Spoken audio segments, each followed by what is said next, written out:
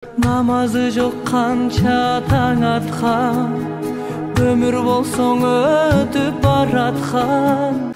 Алғаш жана макталып жараткан Аллах Таала болгон болсун, жана пайгамбарыбыз Мухаммад саллаллаху алейхи вассаламга салам салаваттар болгон болсун. Адам баласы демекчибиз. Бул кыргызда өтө жакшы сөз да, бул адам баласы дегенибиз. Башка тармактан караганда биз адам пайгамбардын баласы болуп, ушундай жер жүзүндө жашап калганыбыз болот да. Демек адам баласы бул жашоого эмне максатта келди дегенде, ошол эле биздин атабыз адам пайгамбар эмне максатта келди деген суроого берсек, жооп келип калат да. Адам пайгамбардын бул жашоодо келген максаты эмне дей турган болсо, жараткан Аллах Тааланын Куран китебине кайрылыш керек болот ал үчүн. Эмнеге дегенде кээ бир айтыш мүмкүн да, эмнеге Куранга кайрылабыз, эмнеге өзүбүз таап билип алсак болбойбу депчи. Ооба, өзүбүздүн акылыбыз менен ой жүгүртсөк деле болот. Ой жүгүртүп акыл алчаганда Кудайдын бар экенине барып такалабыз да, баары бир деле. Ошол эле ойчулдар деле, ошол эле философтордун баарынын көпчүлүгү деле эң акыры түбү барып Кудайдын бар экенине такалышкан. Бирок биз жолду кыскартып атабыз. Кудай бар анык эле. Биз ошол жараткан Кудай Таала сени жараттыбы? Эми ошол жараткандан кийин Кудайдын өзүнөн сурап көрөлү, эмнеге жаралдык бул жашоого депчи. Бир максат болуш керек да. Жөн эле биз келдик дагы жаныбарча эле жашап эле бала чакалуу болуп, ошол курсагыбыз тойгузуп эле кетип калыш эмес да. Адам баласын демек Аллах Таала айбандардан, жаныбарлардан акыл менен акылды белекке берип, акыл менен өзгөчөлөгөндөн кийин башкалардан, демек бизде бир өзгөчө бир акыл бергенден кийин башкалардан карап өзгөчө бир миссия, максат болуш керек деген ой келет да. Анан Кудай Таалага кайрылабыз. Жараткан Аллах Таала Куранда мен жин менен инсанды жер жүзүнө өзүмө ибадат кылдырыш үчүн жараттым дейт Аллах Таала. Ибадат кылдырыш үчүн. Бул жактан эки нерсе келет. Ибадат кылдырыш үчүн дегенде, ибадат деген албетте бул сыйынуу деп түшүнөбүз да. Ибадат дегенде Кудай Таала ошол ибадатка муктаж болуп жараттыбы? Жок. Жараткан Аллах Таала эч нерсеге муктаж эмес деп биз билебиз. Биздин сыйынганыбызга да муктаж эмес, биздин бар болуубузга муктаж эмес, биздин бейишке кирүүбүзгө муктаж эмес, биздин сооп табышыбызга муктаж эмес. Биз күнөө кылсак Кудайдын эч бир мындай нерсе дарамети кемип кетпейт, же бир маанайы чөгүп кетпейт. Кудай Таала ушундай толук зат, кемчилиги жок зат. Демек Кудай Таала мен өзүмө ибадат кылдырыш үчүн инсан менен жинди жараттым дегенде, пайда кимге кетип атат десе, пайда адамдардын өзүнө кетип атат. Адамдар өзлөрү пайда табыш үчүн, адамдар өзлөрү бактылуу болуш үчүн мен мага сыйыныш үчүн аларды жараттым дейт да. Демек ибадат дегенде биз ойлонуп калабыз. Эртеден кечке эле демек 5 мал намаз окуй бериш керекпи деп кээ бир ойлойт да. Мечиттен чыгып эле ушу тесиме кармай отуруш керекпи? Ашка эле орозо кармаш керекпи? Жок. Биз ибадат дегендин маани маңызын түшүнүш керек. Демек биздин максат бул жашоого келгенде Кудайды таанып, Кудайга сыйынып ибадат кылыш үчүн болдубу? Болду. Максат ушул экен. Эми ибадат дегендин эси ибадат экиге бөлүнөт экен да. Бир бар ибадат сыйынуу, атайын өзүнүн формасы бардыгы чийилген. Экинчиси формасы чийилген эмес. Жалпы бир эреже бар. Формасы чийилген деген кандай? 5 мал намазынын формасы бар. Бир 24 сааттын бир эле саатын бир чогултсаң 5 мал убакыт болот. Ал бир убактысында окуйсуң күнүгө. Бир жылда бир жолу орозо кармайсың, бир эле ай.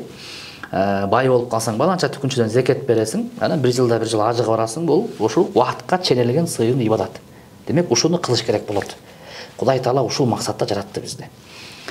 Экинчиси, ибадаттын экинчи маани маңызы бар. Бул Кудай Таалага жага турган, Кудайды ыраазы кыла турган кандай гана иштерди сен кылбагының, Аллах Таала ыраазы болсун деп адамдардын ыраазычылыгына карабай кылган болсоң ниетте, кылган ишиңдин баары ибадатка тете болот экен да.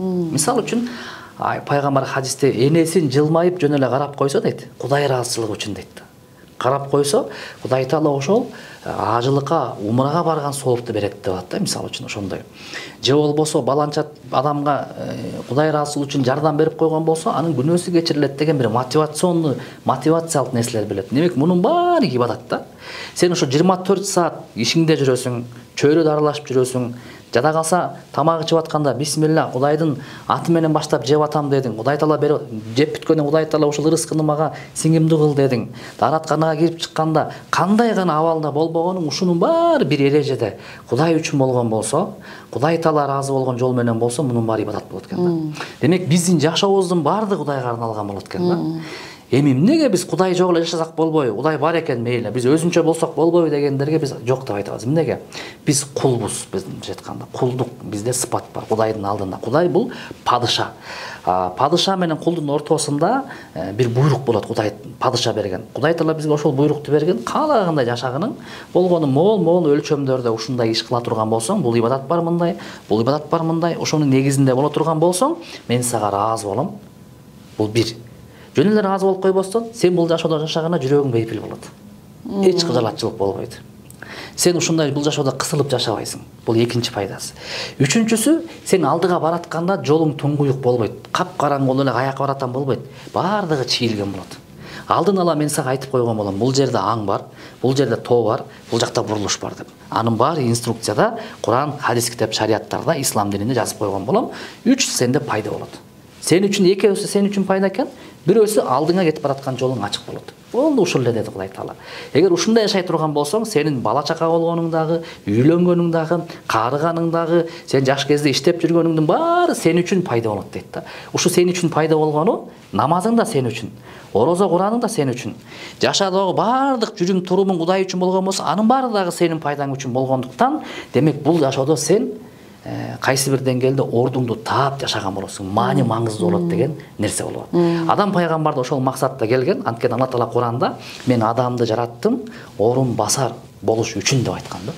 Орун басар деп айткан. Орун басар деген эмне десе, орун басар дегенге алымдар 3 чечмелөө берген. Биринчиси, адам өзүнүн балдары адамдын орун басарын орун басып кыямат күнгө чейин барат деген да. Биз азыр орунубузду басып келип атабыз, атабыздынчы. Кыямат күнгө чейин ушу бири-бирин орун басат деген. Орун басат качан болот? Качан эркек аял болгондо деп Адам пайгамбарга о нерсе жаратып берген. Мындан бир чоң бир пайда бар да. Гендерлик тең укуктуулук деп жанагы чет мамлекеттерде болуп аткан аял менен аял турмуш курса болот, эркек менен эркек турмуш курса болот деген акылга да сиңбейт. Ошол эле учурда Кудай Таалам бул максатта орун басар болуу деген даанышманына сиңбейт. Эмнеге? Ортодо бала болбойт да. Орун басарлык жоголуп кетет. Демек Кудайдын бул жактагы бизге берген максаты орун басар болгула, улангыла деп ат да. Кыямат күнгө чейин бала чакалы болгула дейт. Ошол орун басар дегендин биринчи мааниси ушул дейт. Экинчи мааниси, орун басар дегендин мааниси, Адам пайгамбарга чейин жиндер болгон. Жиндерди Кудай Таалам баарын талкалап жок кылгандан кийин, алардын жер жүзүндө орун баса турган силер адам балдыңар деп бизди көтөрмөлөгөн. Үчүнчү мааниси, орун басар дегени менин жер жүзүндөгү орун басар болосуңар деп айткан дейт. Кудайдын орун басары кандай болобуз биз? Кудай болуп калдыкпы? Жок. Кудай Тааланын сыпаттары менен тааныйбыз. Кудай Тааланын 99 ысым сыпаты бар. Белешем болуу, кечиримдүү болуу, ооруларга ден соолук берүүчү, айыпты жашыруучу, канча сыпаты бар. Ошол Кудайдын адеп ахлак сыпатын сен жашооңо алып кел дейт. Сен дагы белешем бол. Кудай берешем, сен да берешем бол. Кудай кечиримдүү, сен да кечиримдүү бол. Кудай Таала айып жашыруучу, сен да айып жашыруучу бол. Кудай ырыскы берүүчү, сен да ырыскы берүүчү бол. Кандай? Бирөөлөргө жарымдан ыңды бөлүп берген. Ошондой сен дагы жашоо алып кете турган болсоң, сен дагы орун басар дегенге татыйсың дейт. Демек биздин эми жалпы сүрөттү алып келейин. Ибадат боюнча биздин максатыбыз бар. Анан бул жашоодо келген биздин жараткан Алла Тааланын даанышман, орусча мудрости орун басарлык. Ушу эки нерсени унутпаш керек болот. Жөнөкөй эле үй бүлөнүн мисалында алып карай турган болсок, ошондо кичинекей жаңы төрөлгөн наристеден баштайт экенбиз да. Ошол наристе төрөлдү, ошол наристени ошол негизде тарбиялоо үчүн деп анан баштайт экенбиз да. Ошону түшүндүрүп берсеңиз эми. Ооба, албетте, бул жашоого келгенден кийин адам баласы эң акылы иштеп баштаганда бизде бар балагатка жеткен деген учур бар да. Кыздарга да, балдарга. Кыздарга мисалы үчүн өзүнүн чеги коюлса, балдардыкы өзүнүн чеги коюлган да, 12 жаш деп. Бирок ага чейин адамдын акылы жетилет экен да, акылы. Ага чейин болот экен. Ошол акылы баланыкы жетилип калган учурда, ошол бул жашоодогу баланын келген максатын жана ошондой эле Кудай Таала менен тааныштыруу ата-эненин милдети дейт да. Эмнеге дегенде пайгамбар хадисте мынтип атат да. Пайгамбарыбыз ар бир жаңы төрөлгөн бала, ар бир адамдын үй бүлөсүндө ушундай төрөлөт дейт. Бардыгын кабыл алуучу таза табият менен төрөлөт дейт да. Муну кээ бирөөлөр мусулман болуп төрөлөт деп которуп алышкан. Христиандын баласы деле мусулман болуп төрөлөт, еврейдики деле мусулман болуп төрөлөт, анан кийин дин өзгөрүп жок. Бул хадистин мааниси пайгамбарыбыз эч бир динде эмес, болгону ислам динин кабыл алууга жөндөмдүү таза табият менен төрөлөт дейт да. Ошол табият менен төрөлгөндө башка диндеги, мисалы үчүн башка диндеги ата эне ошол табиятын ошол динге тартып кетет дейт да. Ошондой эле чоочун дагы дин болсо ага тартып кетет дейт. Мусулман мусулманчылыкка дейт да. Демек бала ошондой таза табияттуу болуп келген учурда ата эненин эң негизги биринчи вазифасы бул баланын бул жашоодогу ордун үйрөтүү экен да. Эң биринчи жараткан Кудай Таала менен тааныштыруу экен да. Ушундай бир ага кереги жок, Кудай менен баланы тааныштырыш үчүн чоң бир аалым болуштун кереги жок, илимдүү болуштун кереги жок, баланы Чубак ажынын сабактарын видеосун көргөзүш кереги жок. Болгону ошону жөнөкөй тил менен жараткан бир зат бар бизде. Жараткан, ушунун баардыгын жараткан Кудай Таала бар. Ал Кудай Таала биздин ден соолук берди, баланчага оору берди. Ушундай бир зат бизди көзөмөлдөп турган зат бизди жөн жараткан жок деген нерсени балага сиңириш керек дейт да. Анткени бала эң биринчи келген акылы жүрүп баштагандагы маалыматты өмүр бою унутпайт экен да. Өмүр бою. Эмнеге балдар, мисалы үчүн элестетсеңиз, азыркы мо 80-жылкы жашап калган биздин эже байкелерибиздин динди кабыл алууда бир аз оорчулук бар да. Мында ойлонуп, мында кыйналышып эле Кудайды кабыл ала алышпай ушинтип берет. Эмнеге? Анткени аларга эң биринчи маалыматты берген ата энеси болгон да. Советтер Союзундачы жаңы төрөлгөндө эле ошо төрөлүп акыл эси болгондо бир маалыматты мээсине киргизип койгон. Бул биринчиси. Же мен атам ушунчу деп атасын мисал көрүп алат да. Атам сыйынган эмес, атам кадимкиде эле жашап өтүп кеткен. Же апасын карап элечи. Демек биринчи маалыматты чыгара албай байкуштар 40-50гө чыккандан Кудайды кабыл алгандар бар да, мисалы үчүнчү. Ошого келтирбеш керек да. Биз башында маалыматты бериш керек, Кудай Таала бар экен. Анан жолдору кандай? Өзүң бил дейт. Кааласаң жомок айтып түшүндүр дейт. Кааласаң мультфильм. Бизге азыр мультфильмдер керек. Исламий мультфильмдер керек да. Биздин балдар азыр тиги эмени Маша и Медведти же болбосо тиги Том и Джеррини же болбосо баланча түкүнчөк мультфильмдерди көрүп ошондон тарбиялап атышат да. Жок, бизге мусулмандардын дини, биздин ата бабабыздын салт санасын баарын бириктирген мультфильмдер керек. Ошондой эле кинолор керек. Ошондой эле бизге китептер керек. Ошо ислам динине төп келген салт санабызды ажыратпай турган бириктирген жомок китептер керек. Ошонун баарын биз балдарга жумшаш керек болчу да. Ошол бизге куралдар жок азыр. Курал жок болгондон кийин ата энелер азыр өзүнүн жүрүм туруму, айткан сөзү менен Кудайды тааныштыр дейт. Болду. Ошон үчүн Саид Нурси деген чоң аалым болгон да. Ошол түрк элинин реформатору, ошол эң баягы Осман империясы чачырап түрктөр атеизмге ооп бараткан учурда түрктөрдү ыйман жолуна сактап калган чоң аалым. Ошол айтат: "Мен 100дөн ашык устаттардан илим алдым" дейт. Өмүрүмдө. 80ге чыгып калдым азыр дейт. Өмүрүмдө 100дөн ашык аалымдардан сабак алдым дейт. Бирок билесизби дейт, мен 7-8ге чыгып калганда менин апам дейт, энем, апам мага үйрөткөн дини, ыймани тарбия дейт. Ошол менин устаттарымдан үйрөнгөнгө, ошолордон барып сабак алганга фундамент болуп берди дейт. Апамдан ашып өткөн эч ким сабак бере алган жок, өмүр бою мен аны унуткан жокмун дейт. Караңызчы. Ошон үчүн биз келечекте балдарыбыз кандай гана адис болуп чыкпасын, эң биринчи Кудайды тааныштыр, Кудай бар экендигине. Анан Кудай бизди көзөмөлдөп көрүп турат экендигине үйрөт дейт да. Тааныштыр бул бир эле Кудай бар экен, ата болду деп эле коет да, бүттү ишендим. Жок. Андан ары алып кет. Кандай? Балам, сен күнөө кылсаң да Кудай көрүп турат. Сооп иш кылсаң да Кудай көрүп турат. Мунун мааниси кандай?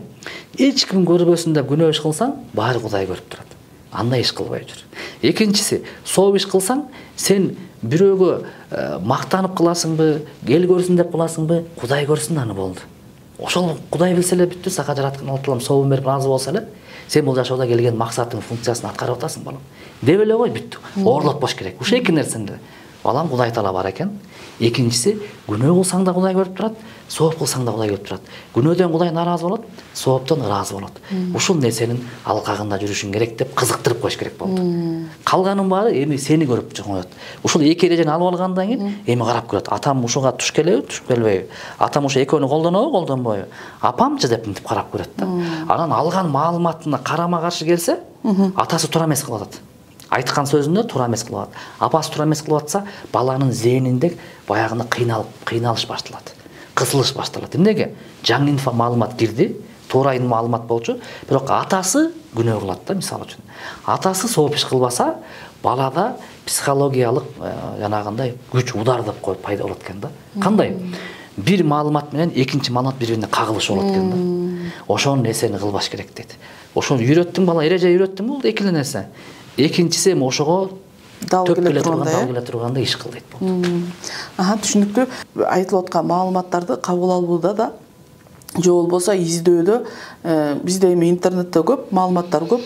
Ошону тандоодо дейбизби, кайсы китептерди мисалга эң оңоюнда ошол эле сиз айтпадыңызбы, эгерде үй бүлөдө атасы же апасы ошол айтып аткан ишине дал келбеген иштерди кыла турган болсо, анда ошол балада деле маалыматтардын кагылышуусу пайда болот депчи.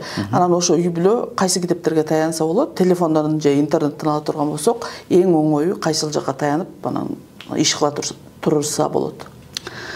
Буга чейин айтып кеткенде, биздин азыр кыргыз тилдүү тармактарда бул өтө артта калып кетип отурат да. Биякта Кыргызстандагы устаз агайлардын айтымы боюнча биз ошого азыр басым жасаш керек болуп атат деп, ошого көп күч жөндөп атышат. Эми кайсыл үй бүлө тармактандагы эркек аял үйрөнө турган өзүнчө китептер керек. Бул бир. Анан бала тарбиялоо боюнча да китептер керек. Бул эки. Бирок бир нерсе бар. Адам эч качан түзмө-түз китептен бир нерсе үйрөнө албайт да. Биринчи устат керек. Ошол китептин негизинде сабак бере турган, бир фундамент куя турган. Анан ошол фундамент негизинде ата-эне өзүнчө, бала өзүнчө сабак алса, ошол китептеги нерсени түшүнүп кетет да. Эки нерсени керек бизге. Ошол себептен ар бир шаарда, ар бир аймактарда бизде үй бүлөлүк, биздин динибиз менен салт санабызды бириктирген үй бүлөлүк турмуштагы сабактарды үйрөткөн бизде кадрлар керек. Ошон үчүн чет мамлекетте болсун, Кыргызстан ичинде болсун, ошондой эркек балдарды, кыздарды окутушубуз керек болот. Биринчи. Балдар тарбиясы боюнча дагы сабак үйрөтө турган кадр даярдаш керек болот. Эми азыр алар кимдер бар, мен азыр айта албайм, эсиме келбей турат. Себеби бул жаңы башталып аткандыктан. Анан ошону үйрөнгөндөн кийин эмнеге үйрөнүш керек? Суроо да. Элестетиңиз. Жөнөкөй эле фармацевт болуш үчүн, тиш доктор болуш үчүн, хирург болуш үчүн, банкир болуш үчүн 5 жылда окуп атабыз да. Ал эми андан олуттуу болгон үй бүлө куруш үчүн окуш андан дагы зарыл деп айтып атам да. Анткени мунун атанын дагы, күйөөнүн дагы, аялдын дагы Кудай Таала коюп койгон меричем, негиз эрежелери бар да. Ошол сакталбаган себептен бизде азыр ажырашуу болуп атат. Ошол анткени үй бүлө курганда эркек менен аял келишим түзүп атканда эле ошону билбей атышат да. Ошол нерсени үйрөнүш керек да. Анан китепке келе турган болсок, китеп боюнча азыр өтө сонун китептер Бишкектеги бук хаустарда сатып алат, мисалы үчүн. Жакында эле мен китеп окуп чыктым. Нике жана флирт деген китеп экен да, кыргызча жазылган. Нике жана флирт. Ошонун ичинде нике менен жашаш керекпи, же никесиз жок эле жашап койсо болобу деген негизинде кызга дагы, эркекке дагы үй бүлө курганга чейин, кургандан кийин да эрежелерди камтыптыр. Өтө сонун китеп экен. Андан сырткары мисалы үчүн бала тарбиялоодо мен азыр 3 китеп окуп чыктым, өтө сонун экен. Динибиздеги бала тарбиялоо эрежеси деген китеп бар экен. Ошол эле Бишкек шаарында бук хаустарда. Баламды тарбиялайм деген китеп бар экен. Үчүнчүсү таяксыз тарбия деген китеп бар экен. Таяксыз тарбия 1, таяксыз тарбия 2де өтө сонун маалымат үйрөткөн. Ошолорду окуш керек. Ошондон бир эреже айтып кетейин. Баланы таяксыз тарбиялоодо айтат да. Бала мисалы үчүн дейт, качан баланын ички дүйнөсү жаракат алып психологиясы бузулат десе, бир адамдан 2 мүнөздү көргөндө дейт. Бир адамдан сени жакшы көрүп дагы, анан сени уруп дагы койсо, эки бири-бирине карама-каршы мүнөз да, бала ошондо баланын психологиясы бузулат дейт да. Бул кандай? Апасы деген 5 мүнөт мурун ушундай урушта эле, андан кийин балам келчи деп бетинен өп койсо, бир адамдан 2 мүнөз көрдү дейт. Бала акыл эси жаң калыпталып келатканда. Ошондо балада ички дүйнөсүндөгү өзүн коргой турган сыпаттар бар дейт, ошолорду талкаланат дейт да. Талкаланып, мындай учурда кандай мамиле кылыш керек билбей, баланын ата-энесине болгон ишенимдүүлүгү жоголот дейт да. Ата-эне бир калыпта болсун дейт да баласына. А эгерде чоочун адамдан бири-бирине карама-каршы келген мүнөздү көрсө, баланыкы бузулбайт дейт. Мисалы үчүн бир бала лифтке кирип баратат. Лифти басарда бир аял келди да, ай турчу бияка деп тур. Мен кирейинчи деп катуу урушуп кирип кетти да. Балага катуу тийип калды. Бирок ал баланы унутуп коет дейт. Эмнеге? Анткени экинчи бул аялды көрбөйт дейт да.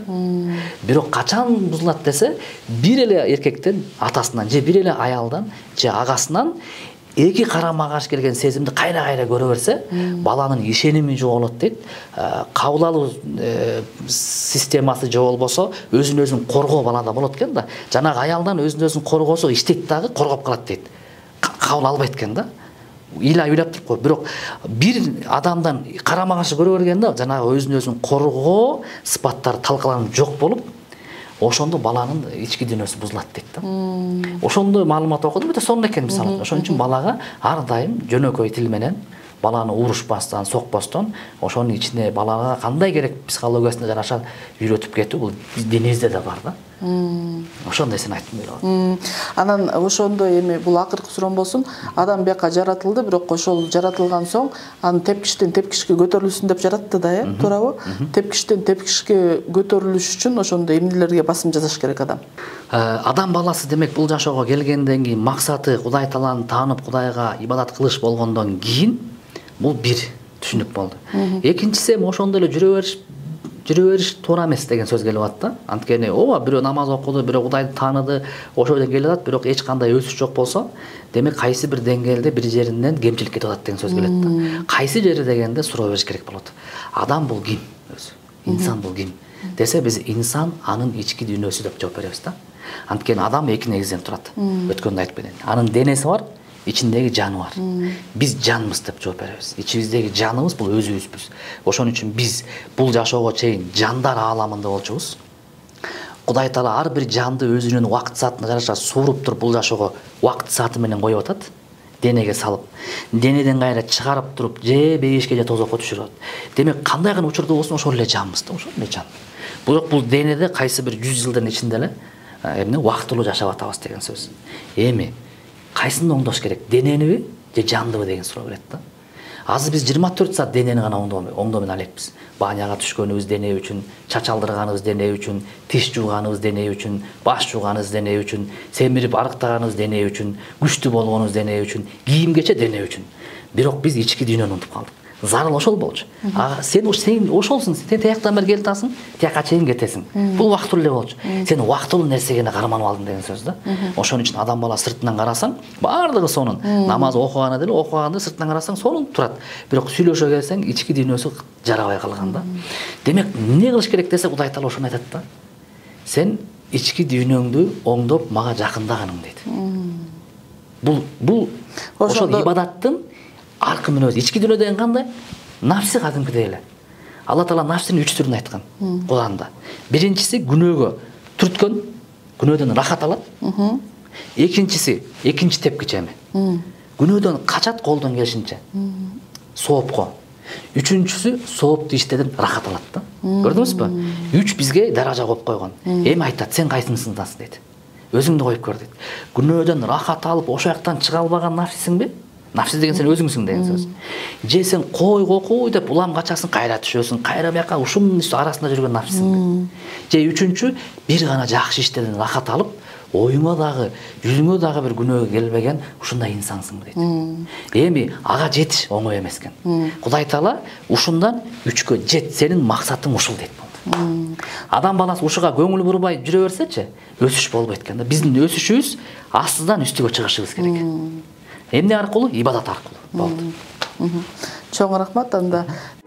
Белек кылчы беш ачкычын, адамзатка насип кылгабы, эки дүйнөнүн тең бактысы.